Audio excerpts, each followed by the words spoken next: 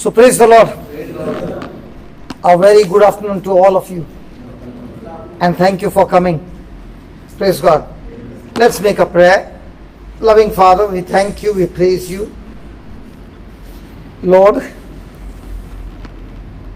we are so thankful to you for this gift of life that you came to give us.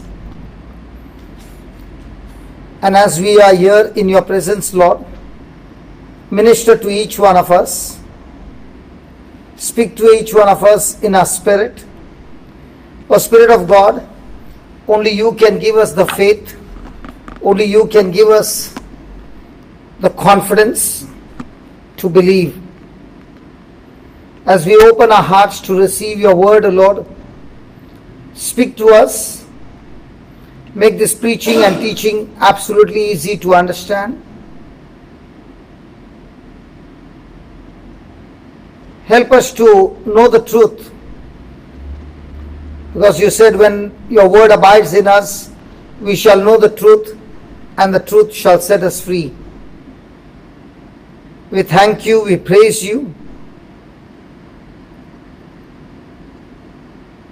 As you teach us the truth,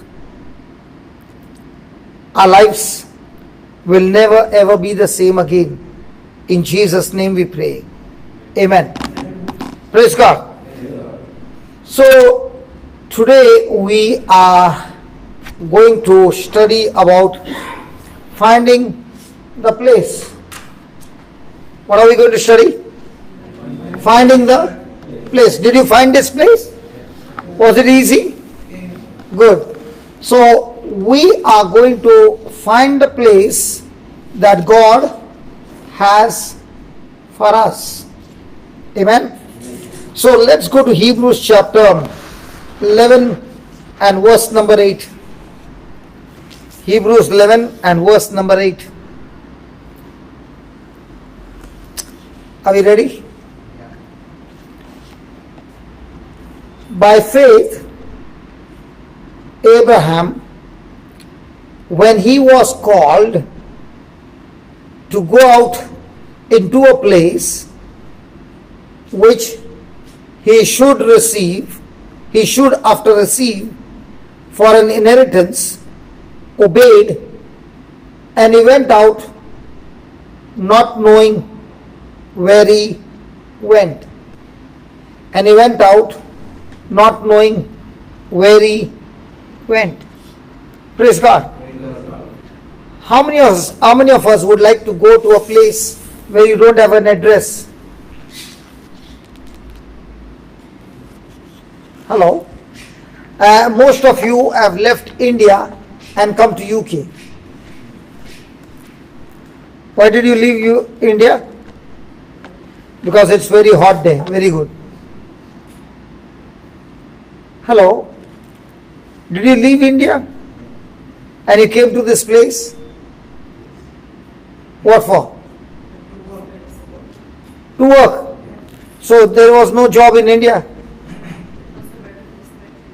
because you believed that coming here you would have a better future for your children, right? In the same way, God is saying to Abraham, I am going to call you out of your father's house. Now Abraham is 75. None of us are of that age here. His wife is 65. He is a rich man. Everything is good. Everything is comfortable. And God tells him, I want you to leave your father's house and walk out of your father's house and come with me. And I'm going to show you a place, and in that place I'm going to bless you, and you are going to experience inheritance that you have never experienced all your life. How many of us would like to go to a place that you don't have the address? Hello? Sorry?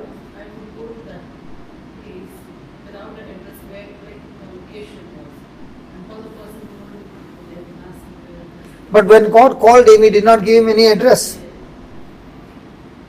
But the Bible says when he was called to go out into a place which he should after receive for an inheritance. In other words, God said to Abraham, there's a place that I have for you, and when you reach that place, you are going to inherit. You are not going to sweat, you are not going to work hard, you are going to inherit my riches, my blessings.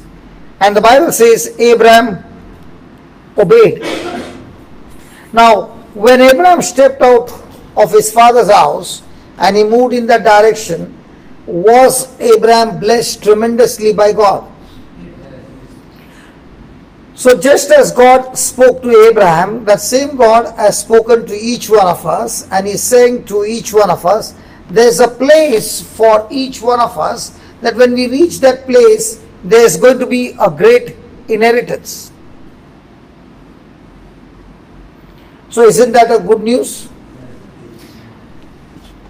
Is it a good news or a bad news? Huh? A good news only if you find the place. But if you don't know how to find the place, will you ever get your inheritance? Hello? So how will a person find the place? Because if you find the place and you move into that place, there's a great, great inheritance waiting for all of us. Amen? Amen. But if you don't know how to find the place, then your inheritance is going waste. Praise God. Praise God. And the Bible says Abraham obeyed. Praise God. So did Abraham move by his feelings, senses, intelligence, or by faith? So whenever it is by faith, is it going to be physical evidence or is it going to be a spiritual evidence? So our life is governed by physical evidence or spiritual evidence? Hello? Our life is governed by spiritual evidence or physical evidence? Physical. So as long as I am on physical evidence, will I want to go to an uncomfortable zone? Our mind is always based on comfort. Hallelujah. Thank you, Jesus. Hallelujah. Hallelujah. So let us go and see a person in the Bible who found his place. And if this person can find his place, he will teach us how to find our place. Amen? Amen. And that person is Jesus. Okay? So let's go to Luke chapter 4.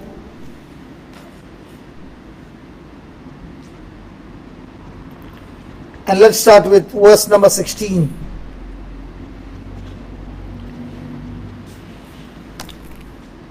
And Jesus came to Nazareth, where he had been brought up. And Jesus came to Nazareth, where he had been brought up. And as his custom was, he went into the synagogue on the Sabbath day and stood up for to read. And there was delivered unto him the book of the prophet Isaiah. And when he opened the book, he found the place. When Jesus opened the book of the prophet Isaiah, he found the... So what did he find actually? What place did he find? He found the place where it was written about the Messiah 800 years before Jesus could come. God had revealed to the prophet Isaiah what the Messiah is going to do, and Jesus found that place. So was it written about the Messiah in the Bible? Not the Bible, in the book of the prophet Isaiah? Yes. Now when Jesus found the place, what did he do? He found a place where it was written, "The Spirit of the Lord is upon me, because he has anointed me to preach the gospel to the poor. He has sent me to heal the brokenhearted, to preach deliverance to the captives, recover your sight to the blind, to set at liberty them that are bruised, to preach the acceptable year of the Lord. Now this is what was written in the prophet Isaiah. Jesus read it. And then he closed the book and he gave it again to the minister and sat down. And the eyes of all them that were in the synagogue were fastened on him. And Jesus began to say unto them, This day is this scripture fulfilled in your ears. And all bare witness and wondered at the gracious words which proceeded out of his mouth, and they said, Is not this Joseph's son? Praise God. So what did Jesus do? He opened the book, read that passage, and said, Today this scripture in your presence has brought fulfillment. Amen. And Jesus began his ministry. And in that ministry, he performed all that was written through the prophet Isaiah. Hallelujah. Hallelujah. Hallelujah. Hallelujah. Now, if Jesus found his place, which was written in the scriptures, where are you going to find your place?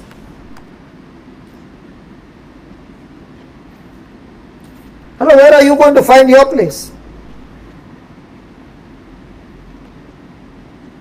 Can we talk? Yes. Where are you going to find your place? Your inheritance? In the Bible. And when you find your place in the Bible and believe it and confess it and put your faith and confidence in it, now you begin to inherit God's blessings. Praise God. Praise God. Thank you, Jesus. Thank you, Jesus. Thank you, Jesus. Thank you, Jesus.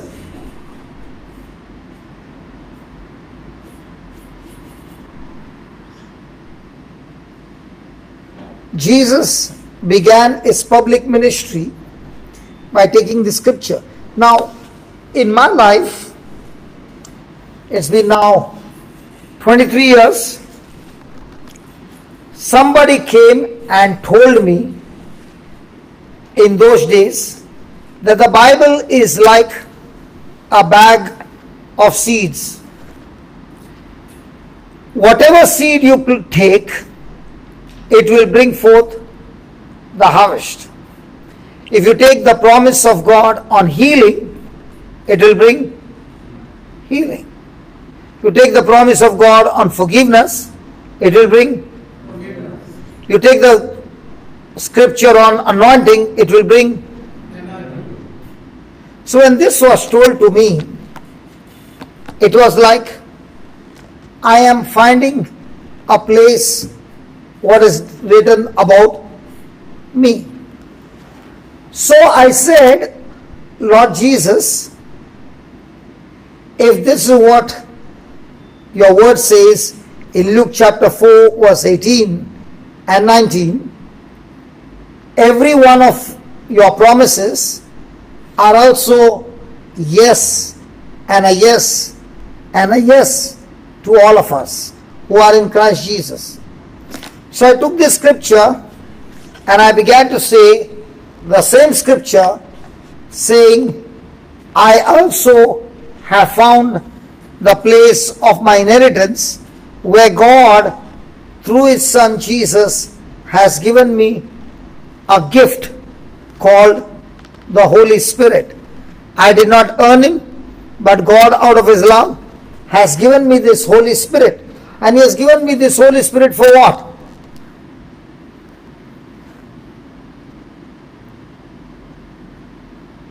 Hello, what is the Holy Spirit? What is God? Why has God given us the Holy Spirit? To live a victorious life. Amen. To have an understanding of the Word, to have a relationship with God.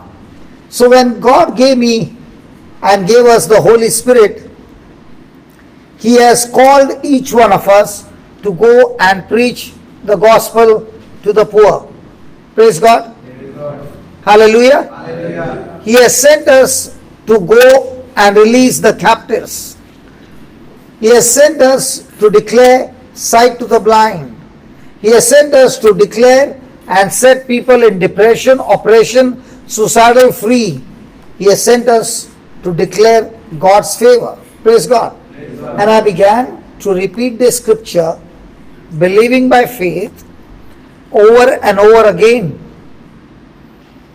And it must have been on the second day or the third day, as I began to take this word as my inheritance, that I had to go to a place called Silvassa. And I was taken there to share my testimony. These were my early days. That time I used to not preach, but I used to share my testimony. So after the testimony was given that evening, there was laying of hands. So they asked me, do you lay hands on the sick? I said yes. And there came an opportunity for me to lay hands, and there came a deaf man. Now I did not know what to do with a deaf man. I had never prayed over a deaf man. But at once, this scripture where I found the place, it reminded me that the Holy Spirit has been given to me, and the Lord said that He has sent me to preach the gospel. He has sent me to declare sight to the blind. So if He has given me the anointing to declare sight to the blind, has He given me the anointing to declare hearing to the deaf? Yes. Hearing to the deaf? Yes. Come on. Yes. Yes. So I said, if He has given me the anointing to declare hearing to the deaf, that means I can do exactly what Jesus did. So I put my fingers in his ears and spoke the same words that Jesus spoke. Ears be open, deaf spirit come out in Jesus' name.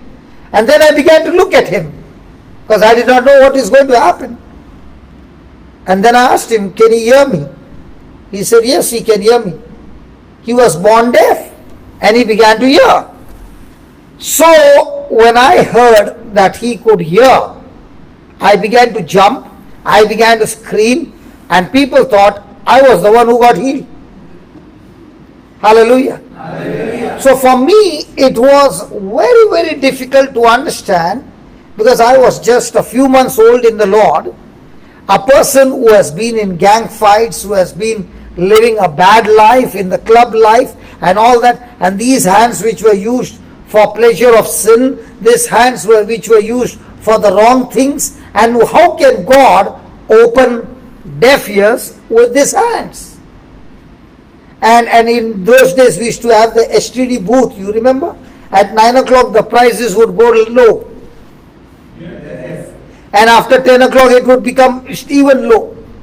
So I began to run to the closest STD booth, which was about 3 kilometers. And after I found it, I began to cry on the STD booth and tell my wife that, I called her and I said, you know what? Today the Lord opened deaf ears through these hands. She was crying on the other side, I was crying on this side, because we were praising God, because God had done such a big miracle. Hallelujah. I found the place. Do you think that night I will be able to go to sleep? What was I doing the whole night? Talking the same scriptures.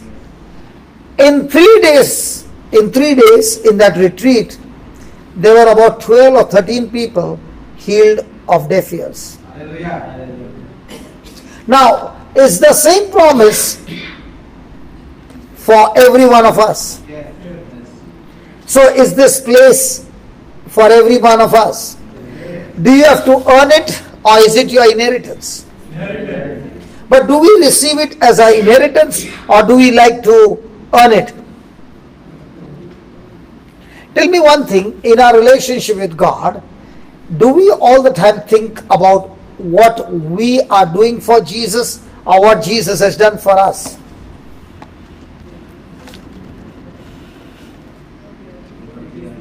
Sorry? Really?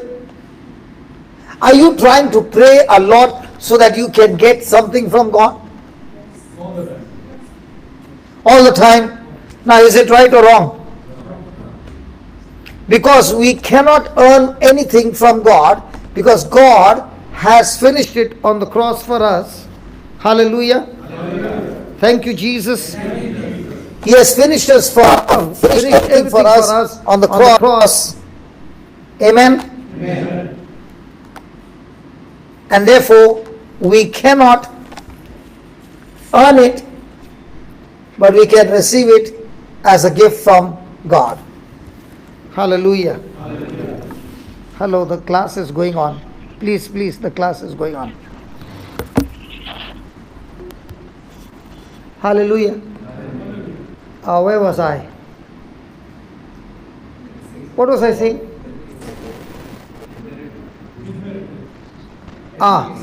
So we cannot earn it. Praise God. We have to receive it by faith.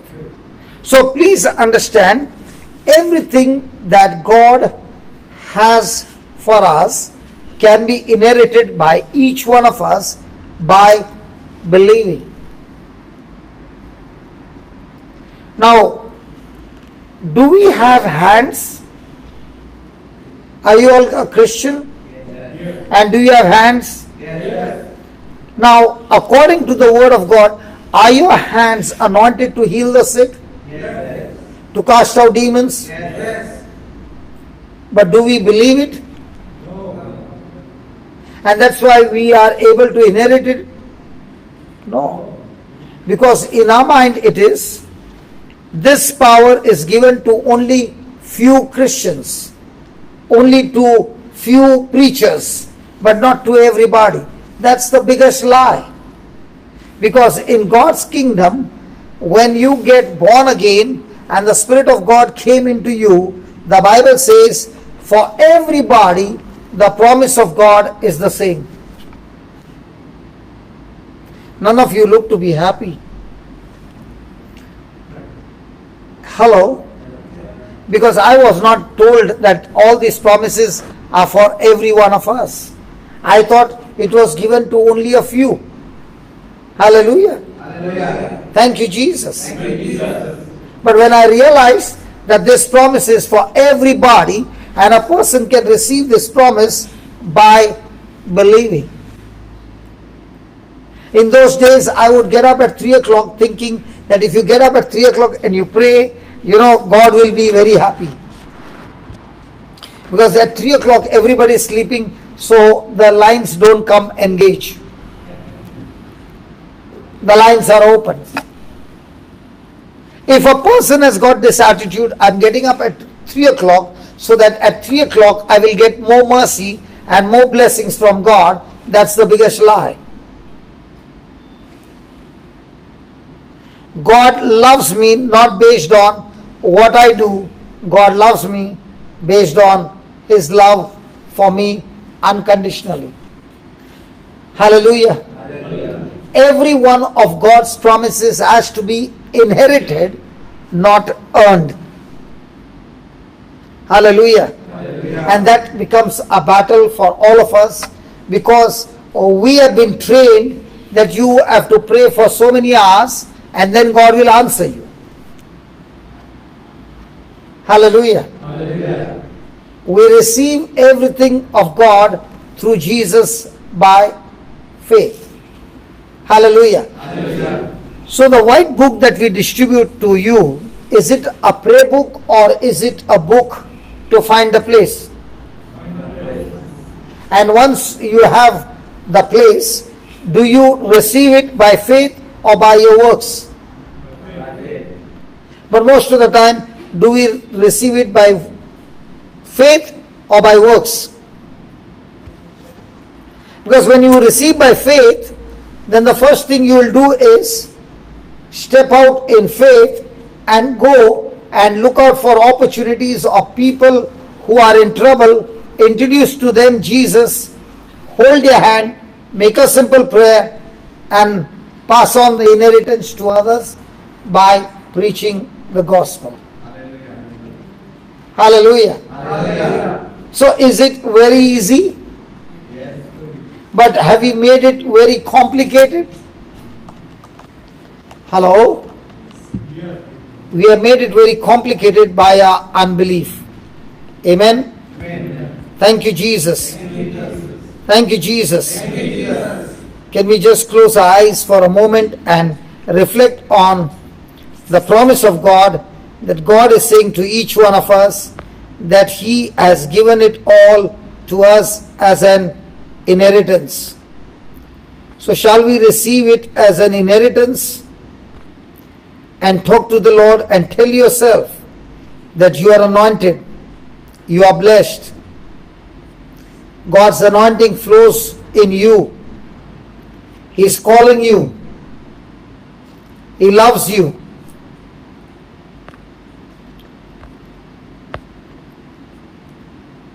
He wants to change your whole future.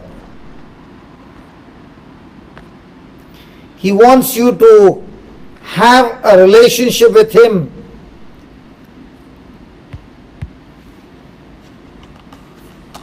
He has blessed every one of us with His mercy and grace. His unmerited favor is upon us.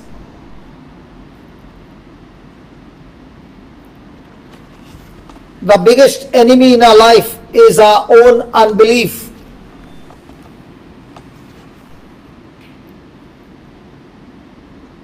Talk to yourself and tell yourself you are anointed. The Lord Jesus is with you. And because God is with you, you are prosperous. You are successful.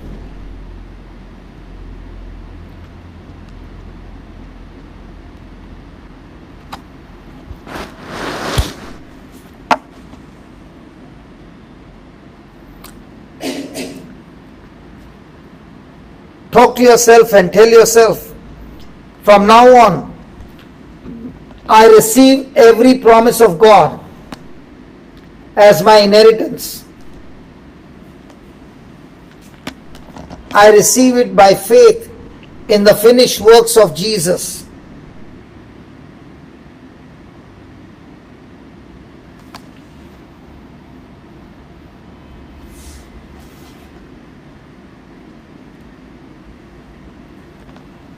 Thank you, Father.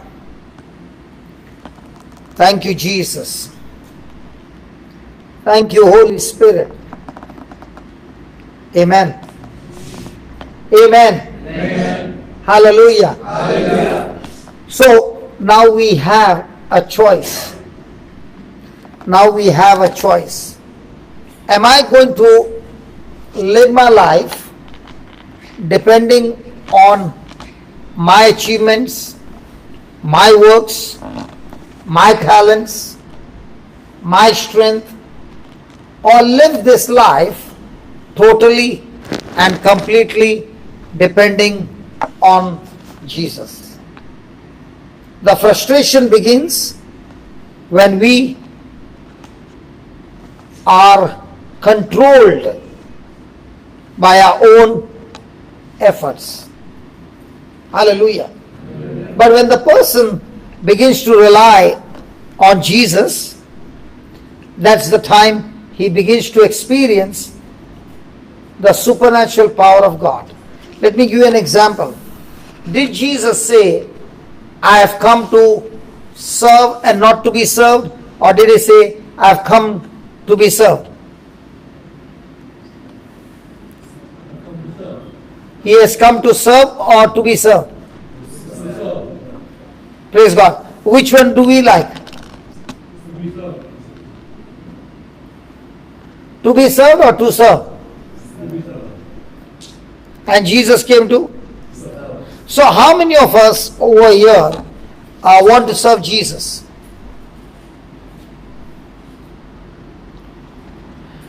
Now, what did Jesus say? He has come to serve or to be served?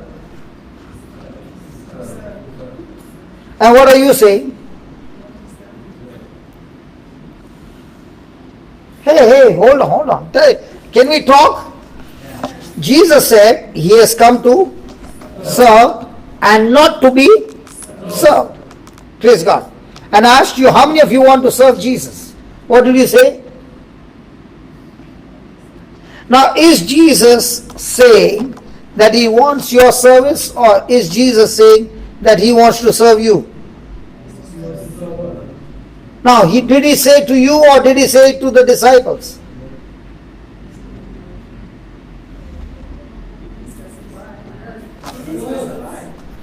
Was he talking to his disciples? That I've come to serve and not to be served. Now, is that Jesus alive or dead? So, now, after his disciples died, did his words change or the words are still the same? Okay. So, according to Jesus, if he said he has come to serve and not to be served, so do you have Jesus on your side? So, is he waiting to serve you or is he waiting for you to serve him?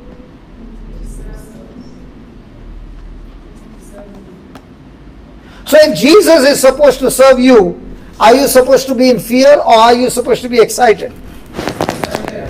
But most of the time, what are we thinking? Now, if I'm standing here, okay, am I serving Jesus? Yes. No. Am I serving you?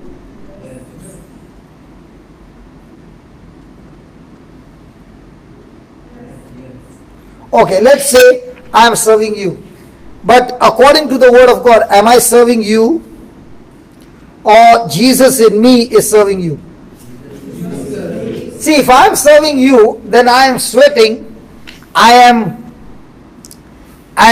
nervous that I have to give you the best. But if I understand that Jesus in me is serving you, then I am stress-free. Why? I am giving my body to be served, to serve you, but actually speaking, it is not me who is serving you, but Jesus in me is longing to serve you. So if I am laying hands and praying for you, is it I who is healing you, or Jesus who is longing to serve you is healing you? So most of the time, are we working hard to serve Jesus, or are we giving Jesus to serve us?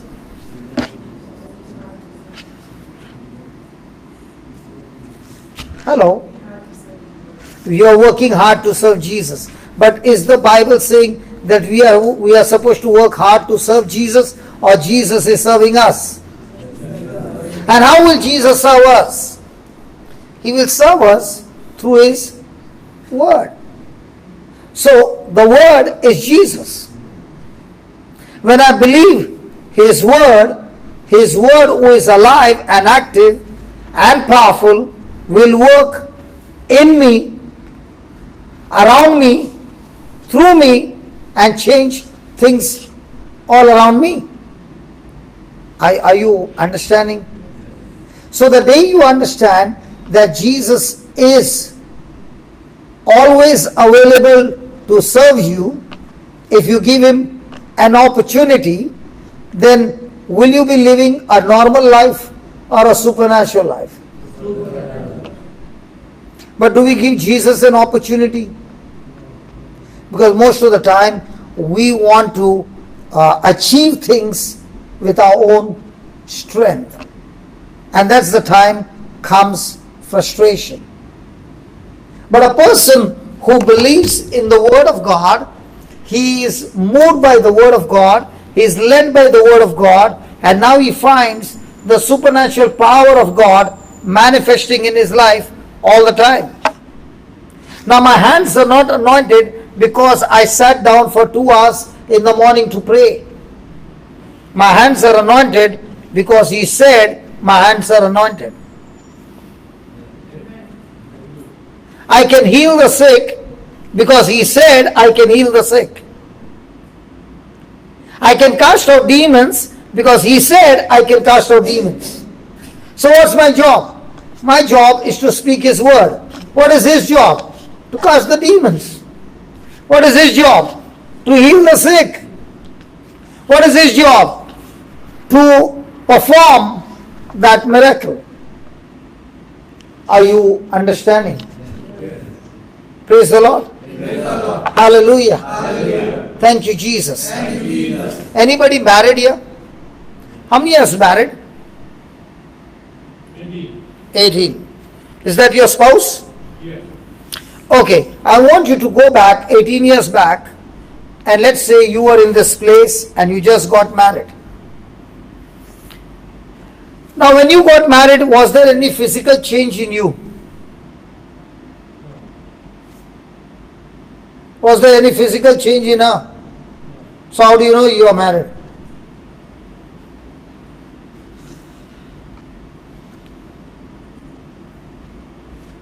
Hello, anybody married? Was there any change in you? What change took place when you got married? Any physical change? The priest only said, I pronounce you husband and wife. He spoke words. But after those words, did you take those words literally and have a relationship with your wife? But did you feel any change? Hello, all those who are married, I'm talking to you. Now what if the husband comes to the priest and says, you told me that I'm married, but I don't feel like I'm married.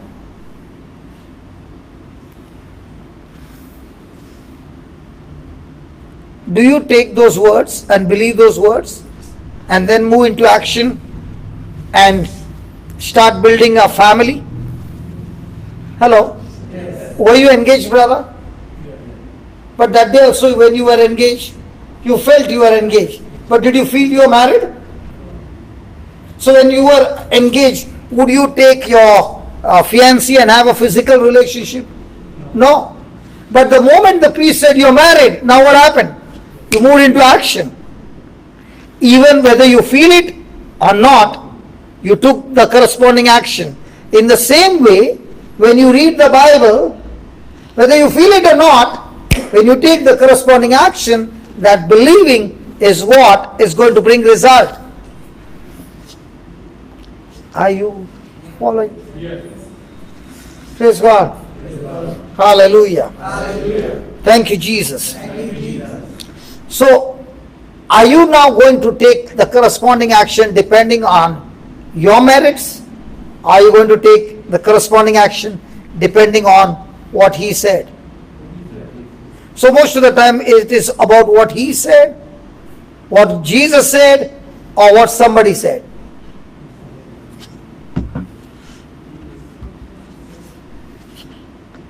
Is our life governed by what Jesus said or somebody said? And that's why, are we going to pass or fail?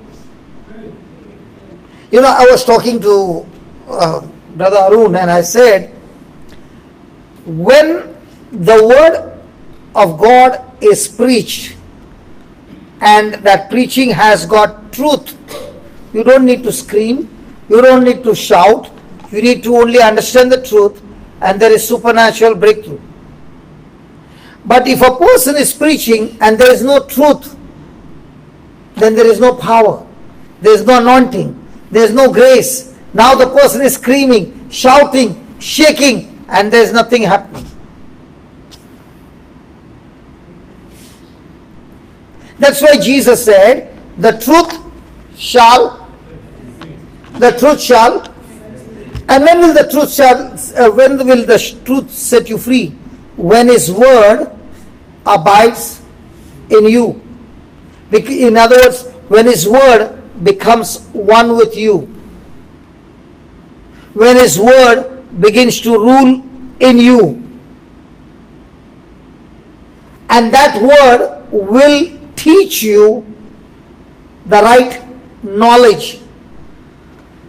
And when you get the right knowledge and you apply the right knowledge, that right knowledge will set you free. So whenever we come for a service, what are we coming for? We are coming to understand the truth. Hallelujah. And that truth will set us free. So just write down, I can make a choice. I can make a choice to live my life. I can make a choice to live my life depending on myself. Depending on myself to merit. You got a mobile? Mobile? Do you all do chatting? Hello? Have you ever done chatting, Baba? So why don't you chat with Jesus? Is there a notepad in that mobile? You don't know the application?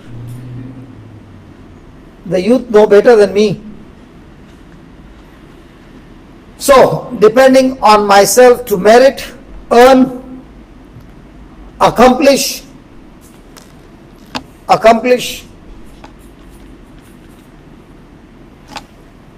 fight for,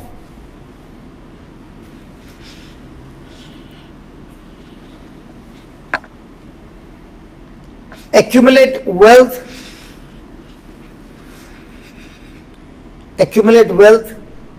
and success,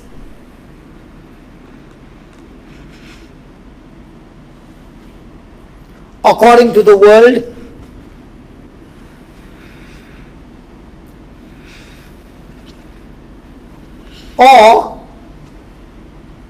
or I can make a decision today, or I can make a decision today to live my life,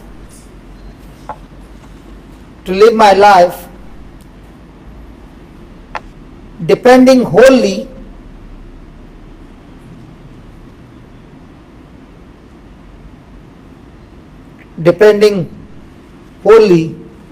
and completely on Jesus.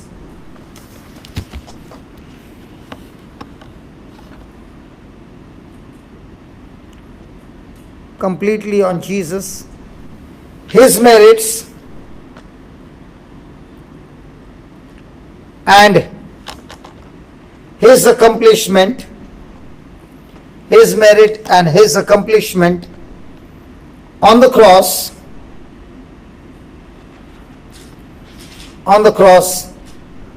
for my every success.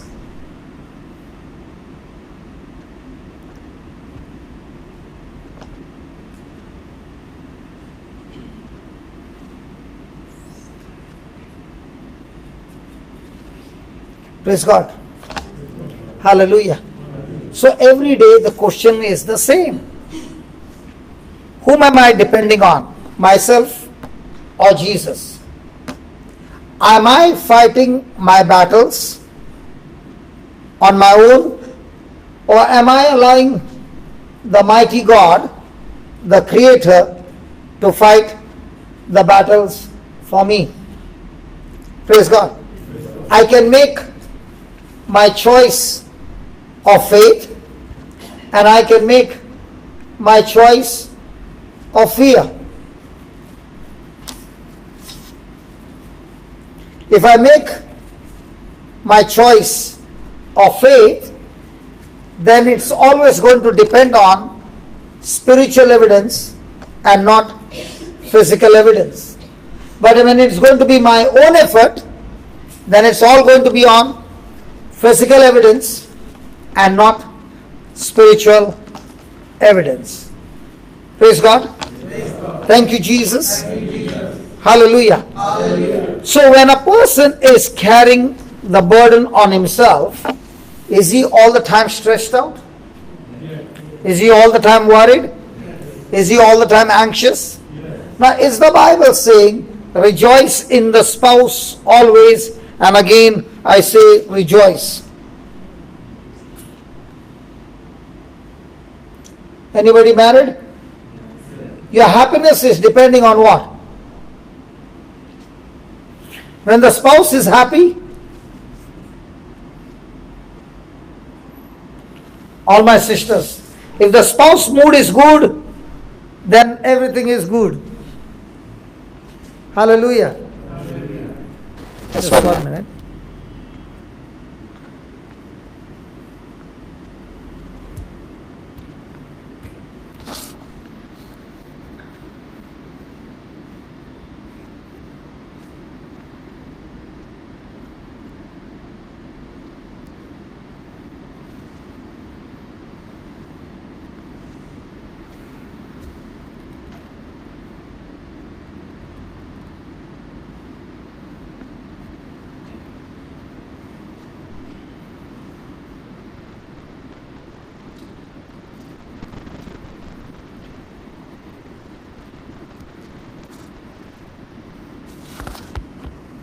There are so many phone calls coming. Hallelujah. Hallelujah. Stopping the recording. What was I saying? About phone calls, yeah. What was my question? Spouse. So every moment we have choices. The Bible says, rejoice in the Lord, sometimes always. So do we rejoice in the Lord, or do we rejoice when circumstances are in our favor?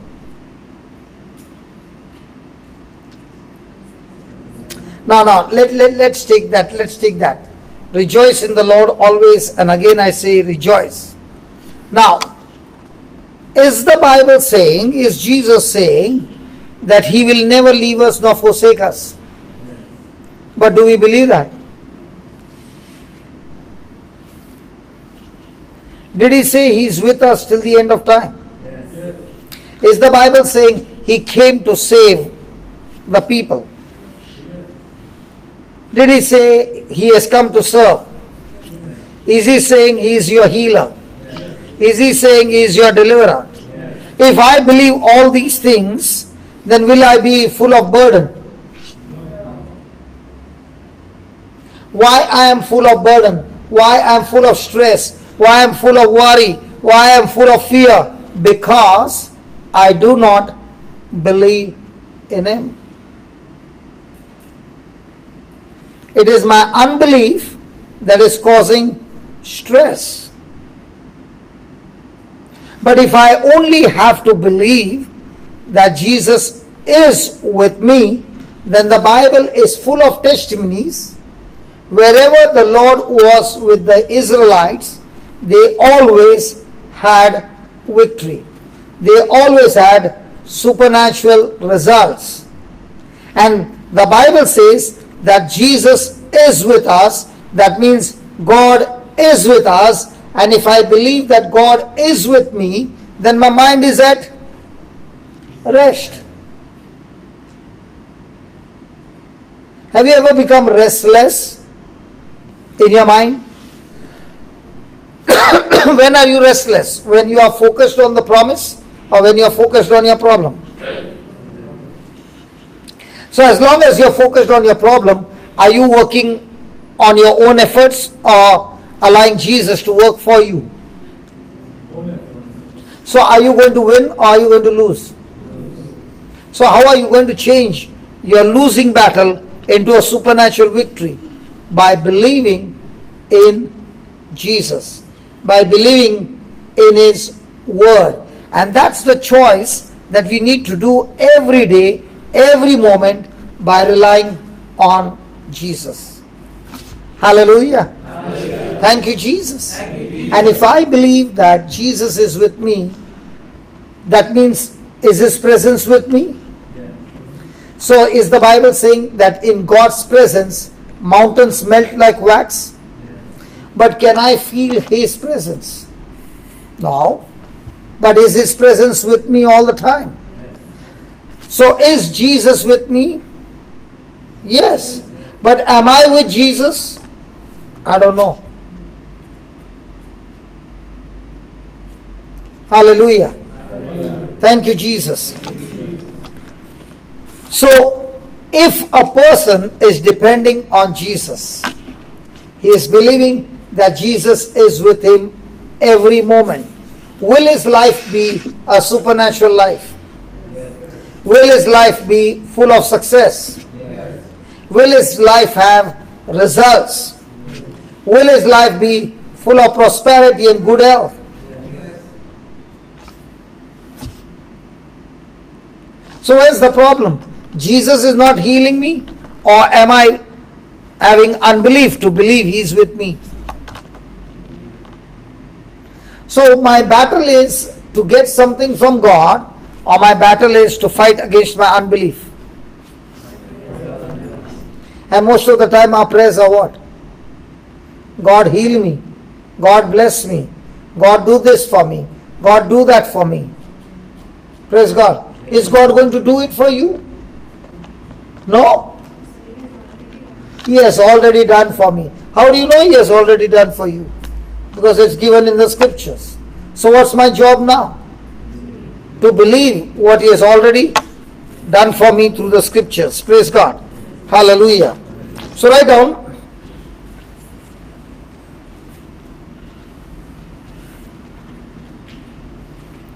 When I depend on myself,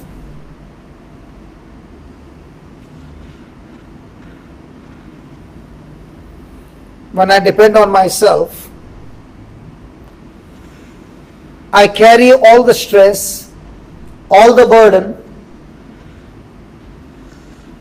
all the anxiety,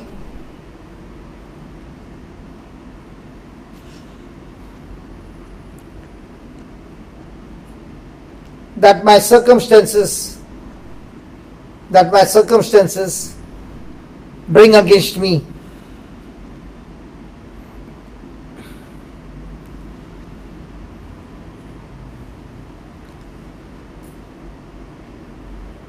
But if I depend on Jesus,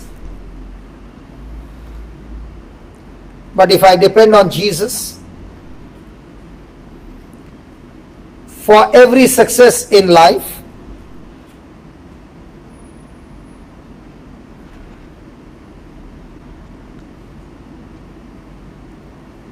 the Bible says in Philippians 4:6,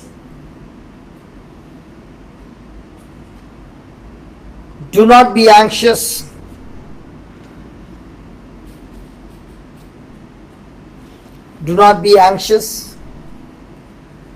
but in everything,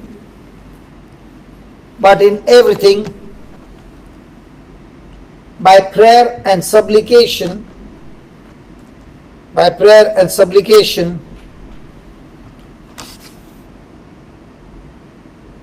with thanksgiving,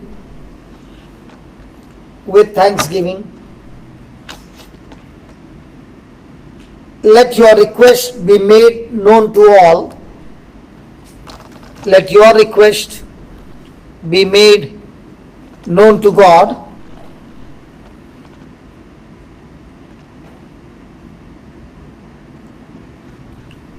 And the peace of God,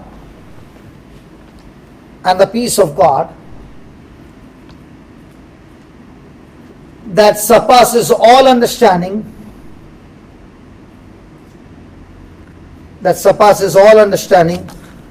shall guard your heart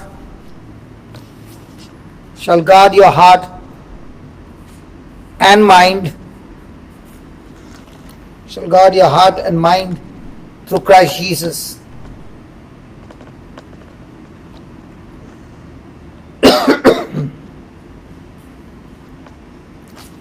Jesus is the source of my success. Jesus is the source of my success.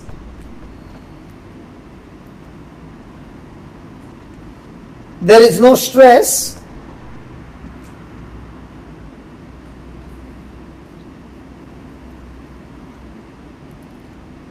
God's peace. God's peace guards my heart and mind.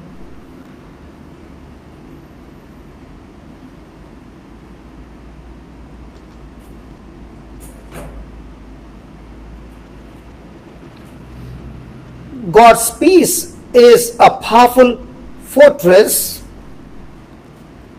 God's peace is a powerful fortress we have in Jesus.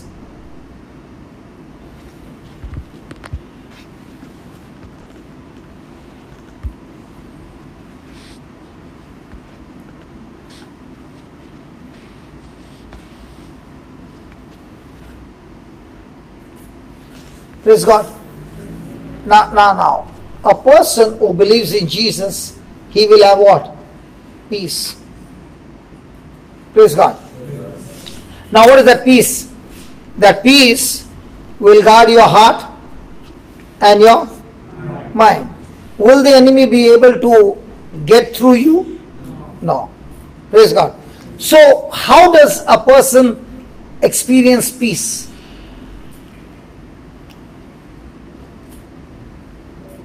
Most of the time, when situations go bad, are we having peace of God or are we in pieces? So, how will a person who is in pieces experience the peace of God? Because now we understand that when a person has got peace, his heart and his mind is totally guarded by the spirit of peace. The enemy cannot penetrate. Praise God. The person is filled with joy, the person is filled with strength, and the person is marching towards victory irrespective of the situation coming against him. So the question is, how does a person experience peace?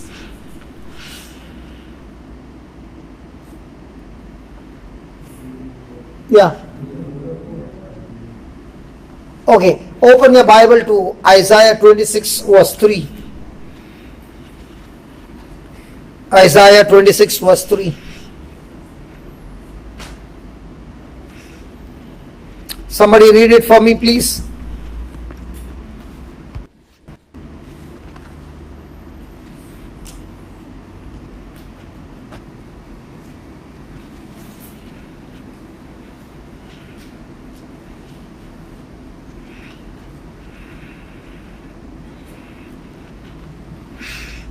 Come on. Yeah, read it.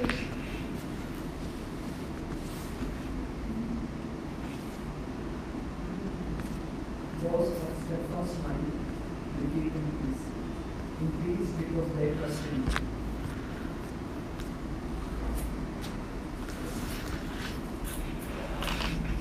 Isaiah 26 verse 3.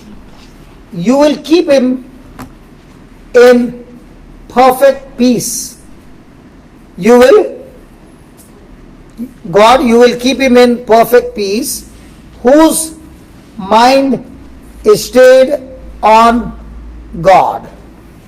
Hallelujah. You will keep him in perfect peace, whose mind is stayed on God, because he trusts in you. Hallelujah. Now. Whose mind is stayed on God, who trusts in you. Now, has any of you, my dear sisters, have you ever experienced your husband watching football match on TV? Hello? Yes. At that time, your husband is interested in how beautiful you see, how beautiful you look. Or is he only interested in the TV? Hello? and as the ball is approaching the opponent team, is he still sitting on the chair or is he already standing? And at that time, you are calling out his name. Can he hear you? The child is crying. Can he hear the child's cry? Where is he? Huh? He is right on the ground. He is watching the TV, but is not watching the TV. He has gone through the TV right onto the ground. Now, is his mind full of that match? So, no matter how much screaming is going on, or you are trying to call him, is he distracted? So, his mind is stayed on that match. In the same way, in the midst of circumstances, when a person's mind is stayed on God's word, then that person has got extreme peace and rest in his mind, because now he understands, I'm not fighting the battle, Jesus in me is fighting the battle for me. This morning a lady called me up and she was so excited. She is from Australia and she called me up, and she then realized that I'm in UK. So she thought I was in US. So based on that she called me, and then she said, oh, I realize you are in UK and it's 3 o'clock in the morning. I said, it's okay. Now tell me, why did you call me? She said, I'm so excited. I'm so excited. I said, why are you so excited? She said, all that you have been teaching, I've been practicing, and it's working. It's working beautiful. I said, what's working? She said, I've been working on a particular job and I want to be blessed, I want to be promoted, and I want to do this and I want to do that. And there was no physical evidence in my favor. But because of what the Word of God says, I began to prophesy over myself every day that God, I thank you for giving me such a wonderful job with a wonderful position, with the wonderful benefits, with the wonderful this. And I said, why do you want this job with big salary and all that? She said, the reason I want this big job is that when I get the big salary, can use the big salary to bless others who have got no salary. Hello? So I began to say this over and over again, and for no reason, out of the blue, I was called for an interview, and I went to the interview and I got a job, exactly what I said, with much more than I'd imagined. And she said, it is so beautiful because all these years I've been working hard, I've been praying hard, I've been literally crying to God to give me a job of that caliber, and it never worked. I found the secret is that it is not how much I pray, but how much I'm at peace. It's not how much I'm praying, but how much is my mind at rest. And I found now the battle every day for me now is, even when I see the negative situations, I have to open my mouth and prophesy my desire and get my mind to rest.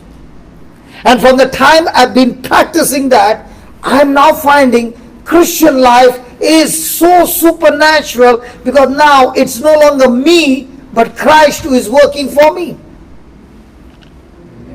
And she said, on the Christmas day, when you said that Jesus came to serve and not to be served, and that day it opened my mind that I have to tell Jesus to serve me, because I cannot serve Jesus.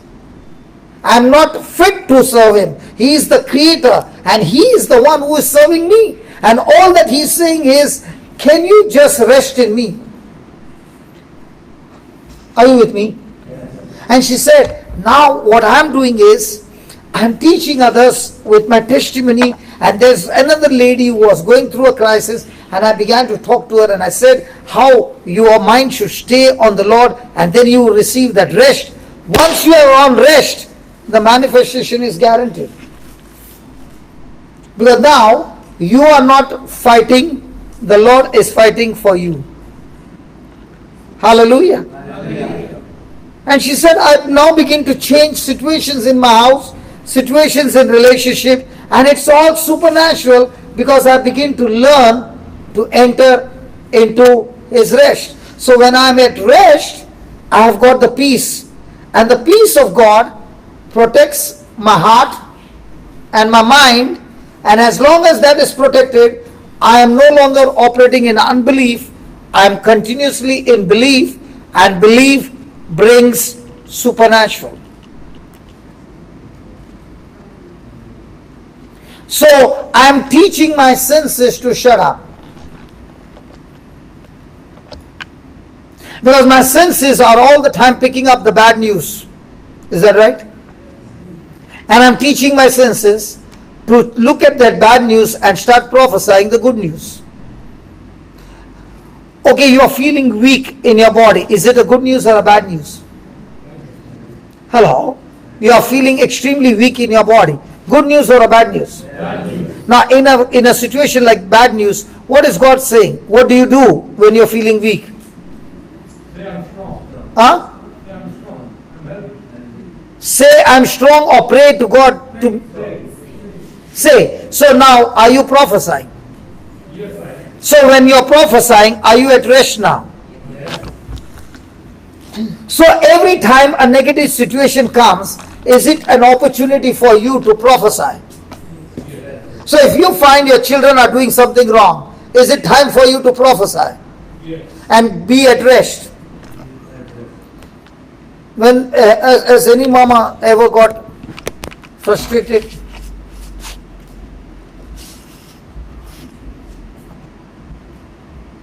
So are you at rest or frustrated? With that frustration, is your situation going to change or going to get more into hurts and wounds and bitterness and offense? Is it going to change the situation for good or bad? But if you understand that Jesus is with you and all that He is saying is trust Him, and open your mouth and say, my children, great is the peace of my children, for my children are taught of the Lord. That's the promise of God. So when you are saying, thank you Lord, my children are being trained by you, and the devil is saying, look at your children, what they are doing. I don't care, but my children are being trained by the Lord. Now as you are prophesying, will that prophecy come to pass? Yes, when you are at rest. Hallelujah. Hallelujah. When we are at unrest, we actually prophesy destruction in our own life. But when we understand that Jesus is with us, and all that Jesus is saying is, speak, believe what I told you, and doubt your doubt, what the devil is saying to you. So this lady was saying, I am learning to doubt my doubt. All this time, I was believing my doubts, but now I am doubting my doubts. And the more I doubt my doubt, I am at rest. When I was believing my doubts, I was at unrest. So is it going to be a training? Is it going to be some practice? And to practice that, do you have some situations coming against you? Good. So you already have a match going on. Hallelujah. And when you practice in that match and get your mind stayed on God, will that peace bring victory in your life? Hallelujah. Thank you, Jesus. Well, let's give the Lord a big hand for that. Thank you, Jesus. Hallelujah. So can it be somebody who is sitting here, the circumstances are extremely bad, health report is bad, bank statement is bad, loans and debts are screaming on top of your voice, marriage is under crisis, children are under crisis, medical reports are under crisis, everything is under crisis. Now, will that person be broken? But is Jesus with that person? Now, is he believing that Jesus is with him, or is he all the time his mind is full of all those situations going against him? Come on. Is he feeling crushed? Is he feeling frustrated? Is he feeling stressed out? But now, is it going to depend on God or on himself to bring his mind to rest? I got another call this morning from another lady about 2 months back. When I was speaking to her, she was full of fear because of black magic, occult, and she was manifesting on the phone. I've never seen her. But every time I would speak to her, she would start manifesting. And she's not a Christian. 9 years back, she got baptized. But living a life of fear and all the time, full of anxiety and worry that the mother-in-law is practicing occult on her. And I began to tell her, listen, let's say she is doing it. Let's say she is doing it. So you mean to say that her power is greater than Jesus' power? But she began to say, but I can feel I'm going sick. Everything is going crazy. I said, you are experiencing all that.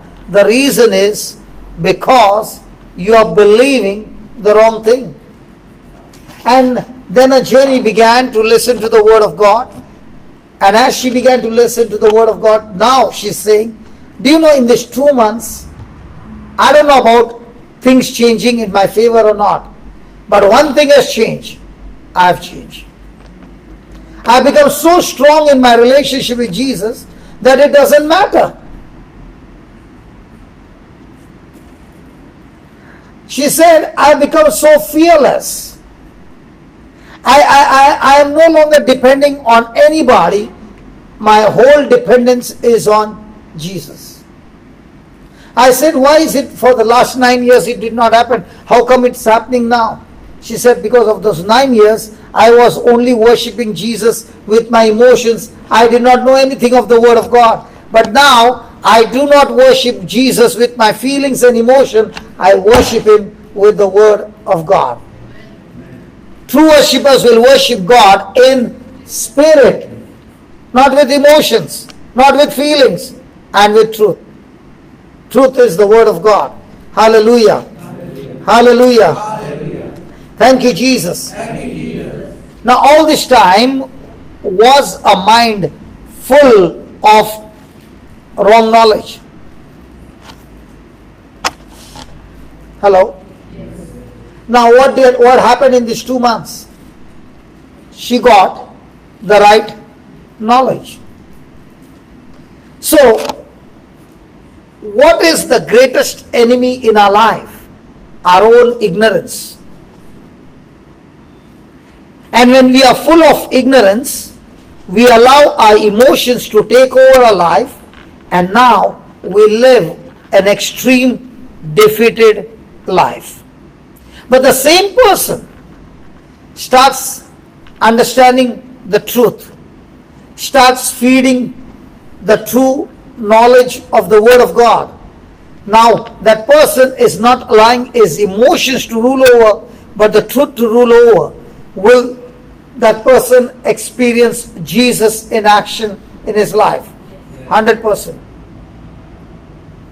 Will that same person who is in depression, stressed out, frustrated, unforgiveness, bitterness, jealousy, envy, you name it, but the same person now receiving the Word of God, receiving the true knowledge of the Word of God, experiencing a relationship with Jesus through the Word of God, that same person will be a different person. Hallelujah. Hallelujah. Thank you, Jesus. Thank you, Jesus. Thank you, Jesus. Thank you, Jesus. So, what is our battle full of? Our mind full of Jesus or our mind full of situations? Situation. our mind focused on our situation or our mind focused on Jesus? Our eyes looking at the situation or eyes looking to Jesus? The enemy knows if this person understands that Jesus who is in that person from the day he got baptized, this person is undefeatable. The enemy knows that. Hallelujah. And that's why he will do everything possible to distract us. Because he understands the only way I can keep this person in a cage as a slave, in a bondage all his life, is to get him distracted to other things so that he never focuses on Jesus. Yes, he comes and prays to Jesus, and after the prayer is over, his mind is again full of situations. But if the same person begins to train himself to look to Jesus, now the power in him is far, far greater than the power that is coming against him from the world. And that is the challenge. Praise God. Hallelujah. Thank you, Jesus. And that's why when the crisis might be some medical problems are there, the person starts getting frustrated, questioning Jesus, can you even ever heal me? Is it possible that you can heal me? Because the person mind is not full of Jesus, but the person's mind is full of the medical reports. The person is in frustration. And when the person's mind is full of the report, he's a loser. And that's what you find. If that woman went and touched Jesus' garment, please understand, for that woman to come out of her house and walk that distance, she would be surely dead according to the law. Because when a person is bleeding and comes out in the open, the person will be stoned to death. Hallelujah. Now many of you, when that lady got up taking the baby, many of you, your mind got distracted so soon to see where she is going. Now was your mind full of Jesus or your mind was 50-50? As I am talking to you and saying our mind should be full of Jesus, and at the right time she got up and she went, and I saw the eyes move. What did you get by seeing there? But what about this woman? Do you think she would have got thoughts that if anybody knows or even gets the knowledge that she has got a bleeding problem, she'll be stoned to death in public? But was her mind full of the consequences, or was her mind full of Jesus? People who have that kind of mind are at rest. People who have that kind of mind see supernatural things happening in their life. It is no longer their effort, it is now Jesus in them who is doing all those things. Hallelujah. Hallelujah. Hallelujah. Thank you, Jesus. Thank you, Jesus. Praise the Lord. Praise the Lord.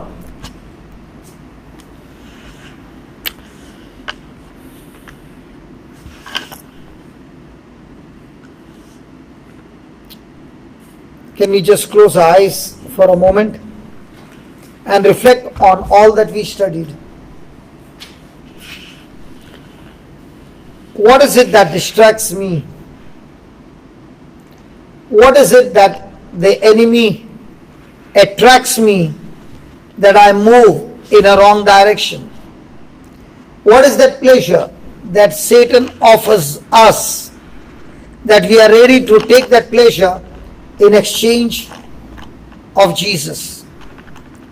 What is that temptation that distracts you from focusing to Jesus and that attraction takes you away from your relationship with Jesus and keeps you in that bondage, in that slavery, in that pleasure of sin,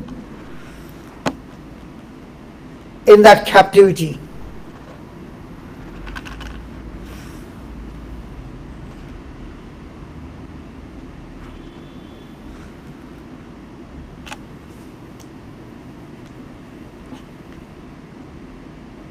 Talk to Jesus and tell him, Lord, I want to have a relationship with you. I want to experience you. I no longer want to live my life on emotions. I want my life to be governed by your word, by your truth. I want to live a life of being a blessing to others.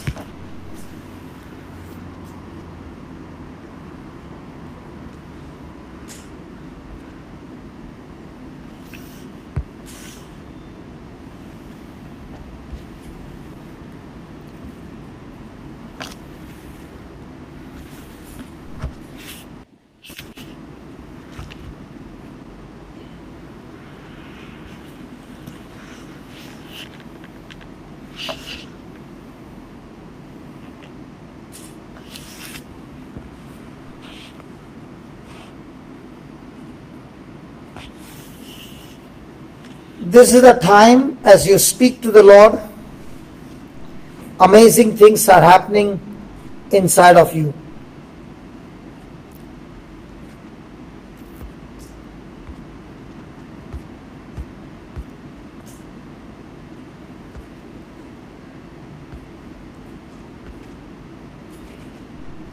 Thank you, Jesus.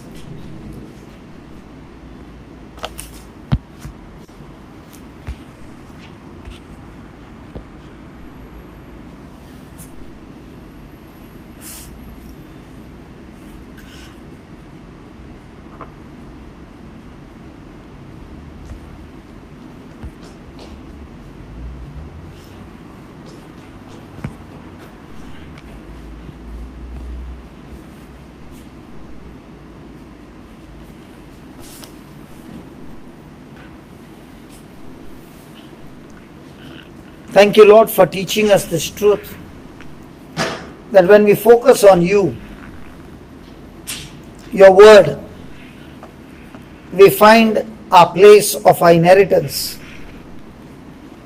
And that inheritance brings victory in our life. That inheritance we receive through the finished work of yours on the cross. We thank you, we praise you, O Lord Jesus, in your name. Amen. Amen. Amen. Amen. Now that we know that there is a place through the scriptures, now let us see the Lord confirm the message. Praise God.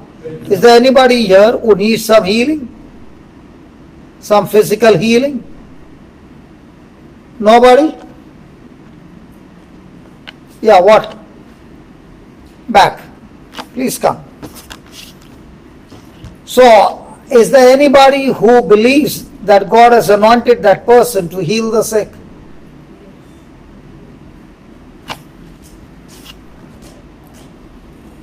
Is there anybody here who is saying, I believe the scriptures that God has anointed me to heal the sick? Come.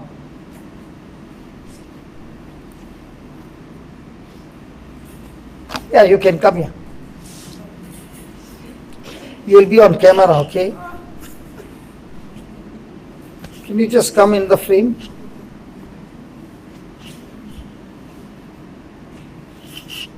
Do you believe you are able to heal her? Yes, sir.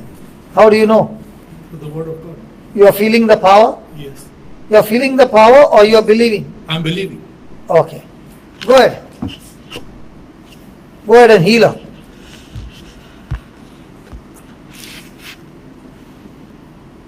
I'll have to go through the So do it. through the scripture. So you learn something, right? Okay, hold hand. Can you come inside the frame? You both are outside the frame. Yes. Yeah. Can you close your eyes and say this? Lord Jesus, Lord Jesus, I thank you. I thank you. I have found my place I have found my place of my inheritance of my inheritance in the Holy in Scriptures. the Holy Scriptures. You said in Mark 16, You said in Mark 16, all those who believe in you, all those who believe in you, these signs will follow them. these signs will follow them.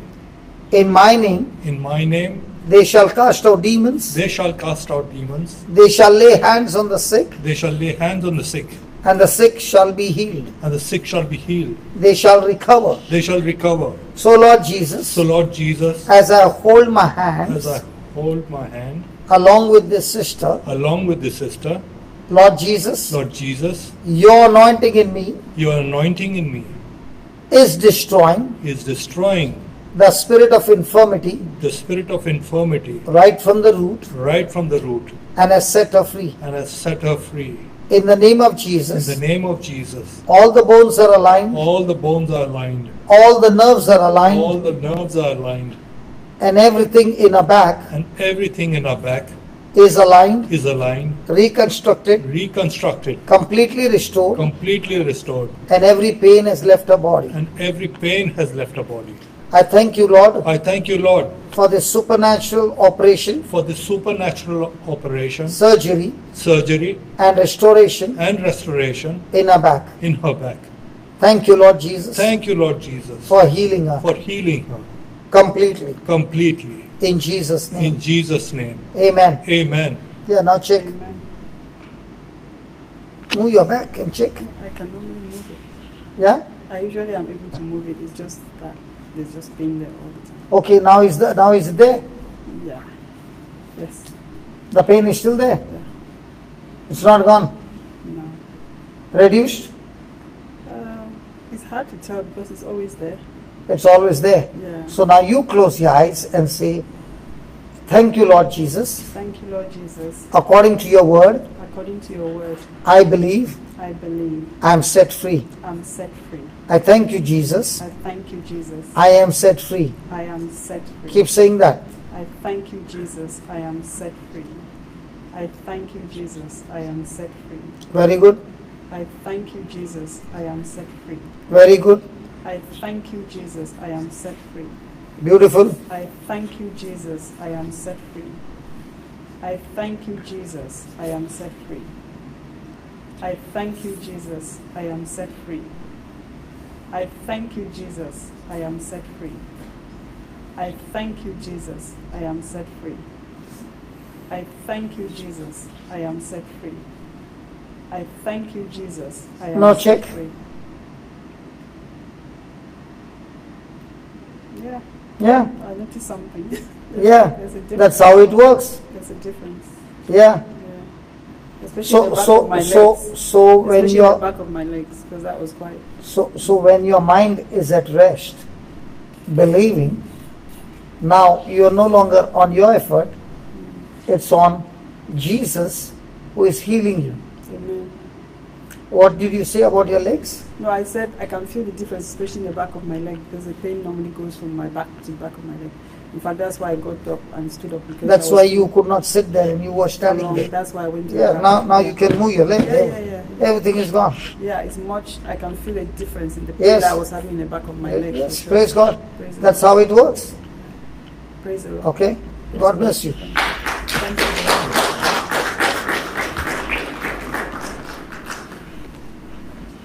Is there anybody else?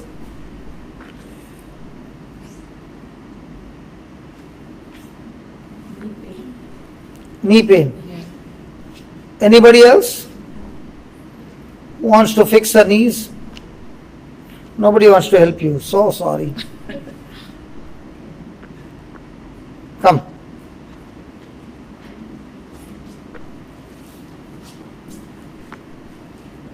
But don't expect me to say the prayer for you. By now you should learn to do it yourself. Please come. Go ahead.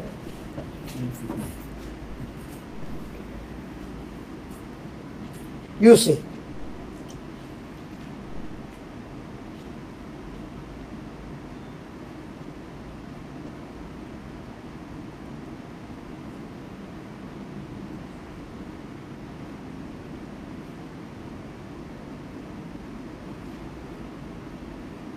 Thank you, Jesus. Thank you, Jesus. You have anointed my hands I anointed my hand to heal the sick. to heal the sick. As I touch her, As I touch her, your power flows your through my power- hand Your power will flow in my hand into her body, into her body, restoring her restoring her bones bones completely, completely, recreating her bones, recreating her bones, aligning her knees, aligning her knees, and setting her free. and setting her free. In the name of In the Jesus, name of Jesus, knees knees be completely restored, be completely restored, be completely healed. be completely healed. I thank you, Lord, I thank you, Lord, for healing her completely. for healing her completely. In the name of In the Jesus. name of Jesus. Amen. Amen. Amen. Amen. Amen. Amen. Yeah, now check. Become lighter. Lighter. Good. So I don't want you to come here and I say and you repeat. No. I want you to come here and say on your own. See, this is a place where we learn. Okay? So even if you make mistakes, it's better to make mistakes and learn the right way than sit down and not participate. Okay? Thank you. Thank you. Thank you. Anybody else?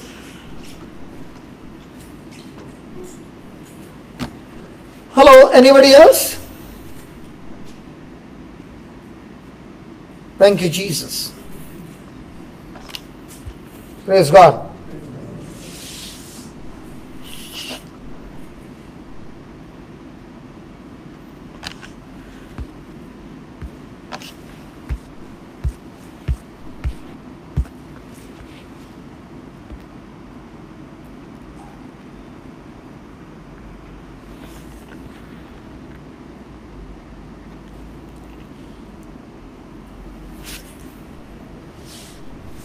So let's take a break for some time and then come back. Is that okay?